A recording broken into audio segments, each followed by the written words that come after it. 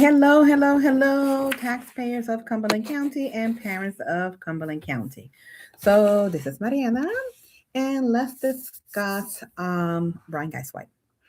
So first and foremost, I hope you're enjoying, your holiday season with your, family. The Christmas season to me is the best, and I have been trying to enjoy it with mine.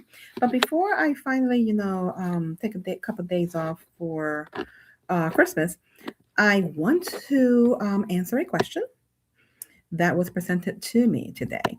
And I think is a question that deserves an answer. Okay. And the question was, should have Brian Guistwhite refrain from voting for the principal in Fairview, considering that his wife is an assistant principal there? So I already had my opinion, okay, when they asked me this question.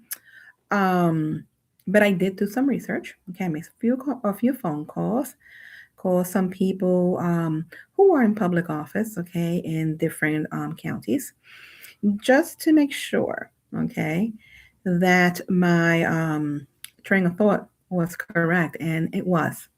So the answer to the question, guys, is should have he refrained from casting a vote? Uh, the question was yes, he should have refrained from casting that vote. Why? Because it was not ethical for a school board president to cast a vote in this situation.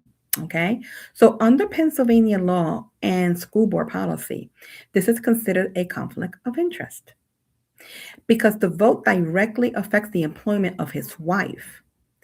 The proper course was for him to abstain from voting and publicly notate or note the conflict. Actually, made a public remark as to why he was abstaining from that vote.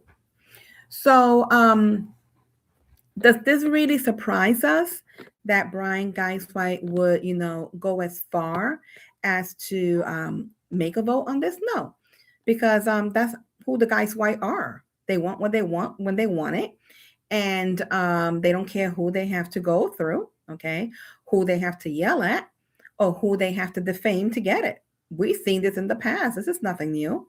So why is this a conflict of interest? Well, basically, because of the Pennsylvania Ethics Act 65 PA CS 1101 through 1113. Public officials cannot use their position for the private benefits of themselves or their immediate family, in this case, his wife. His wife is explicitly considered immediate family, is she not? So, the Public School Code also of 1949. School boards may hire relatives of board members, but the related board members must abstain from voting on that employment decision or on the employment decision of anybody that is going to be their supervisor. It's going to have a direct effect on their employment. Local school policies. Many districts, like the Abington School District, okay, define immediate family to include the spouse and forbids participation in decisions that will affect them. And yes, these decisions will affect them. Think about it. Okay, future raises, future career goals, okay, future career growth. Okay, all that okay comes into play with who you're reporting to, who your supervisor or director are, okay, is or will be. So, yes, it is a conflict of interest. So, the assistant principal is directly supervised by the principal. Voting on the new principal would determine who becomes her boss, which is a direct impact on her employment conditions. Think about it there for a minute. Okay. So, even if the board president believed that he was able to be impartial, the appearance of impropriety undermines public trust. But is that surprising to anybody? We're talking Brian Guistwhite. Okay, Brian Guistwhite could care less about the appearance of impropriety.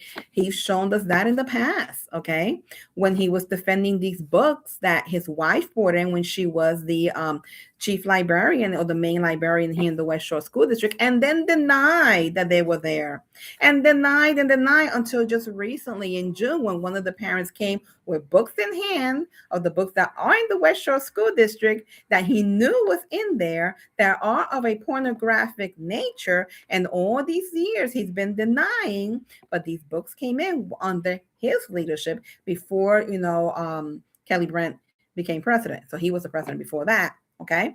So that being stated, that came in then. And he was lying that it was there when he knew that his wife not only was the chief librarian, but also she was the lead of the Gay Alliance Club in our school district. Okay. So the ethical and legally safe action for him was to abstain from the vote and allow the remaining board members to be the ones to vote. Now, if this new school board um, is worth their weight in dung, which I doubt they are because I see how some of them ran their campaigns, um, the proper thing for them to do is in the next executive session say that they have to take a vote again and that he's not allowed to vote. Do we see that from do we see that really occurring? No, no, because a lot of them have a lot of brown on their noses when it comes to Guistwhite. Okay, and you know what I mean. Their noses are really brown and streaky.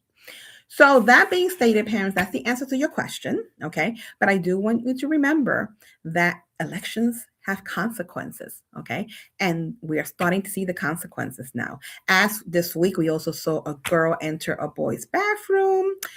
I believe it's Cedar Cliff High School has a new gym director, athletic director, who stated that she's about inclusion. Okay. Then we have the child, one of the candidates, or actually one of the now sitting board members, running her mouth, stating how her mom's going to bring in back sports equity. So when your daughters tell you that there are boys participating in their sports and in the locker room, don't be surprised. Okay. Elections have consequences. So, with that being stated, I wish you and your family a very, very Merry Christmas. Okay. And hopefully, we'll see each other in the new year. Goodbye.